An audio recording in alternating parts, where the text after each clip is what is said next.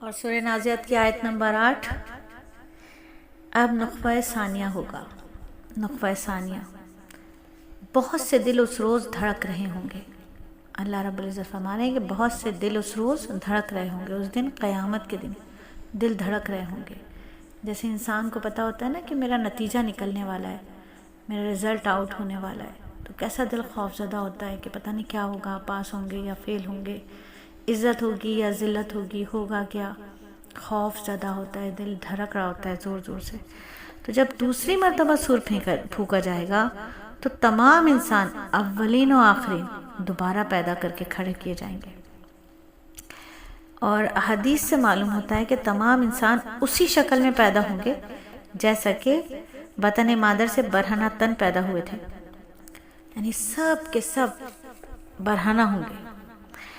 اور اتنا خوف کا عالم ہوگا، اتنی شدت ہوگی، اتنا خوف ہوگا، اتنی ہولٹ ہوگی، اتنی ہیبت ہوگی کہ کسی کو کسی کی فکر نہ ہوگی۔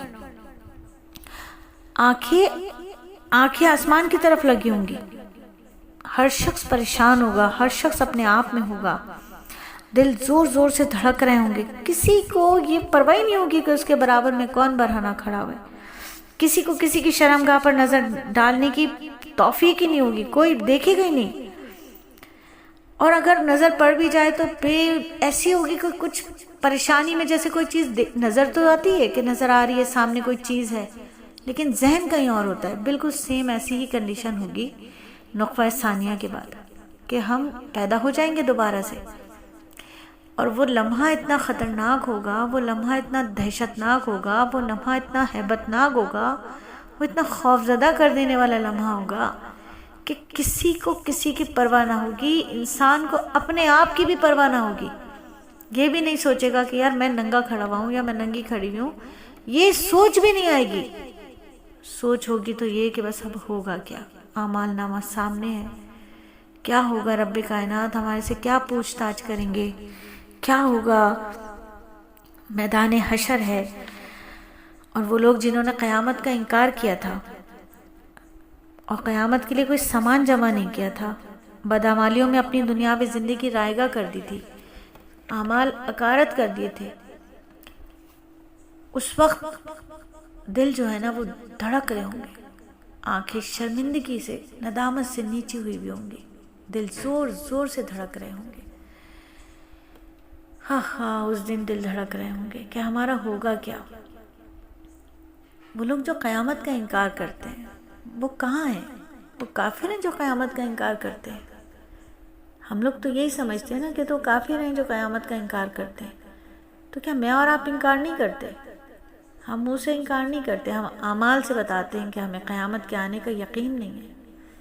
ہم منہ سے تو انکار کچھ بھی نہیں کرتے، ہم تو کہتے ہیں قیامت آئے گی، روز جزا آئے گا،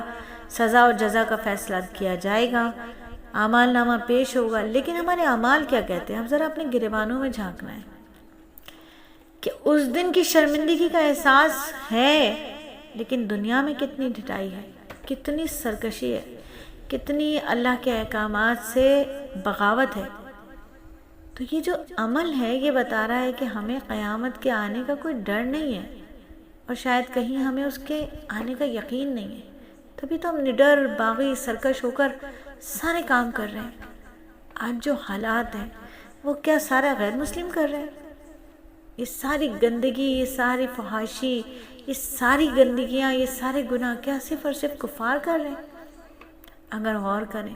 دھوکہ دہی، غیبت، حسد، بد نظری،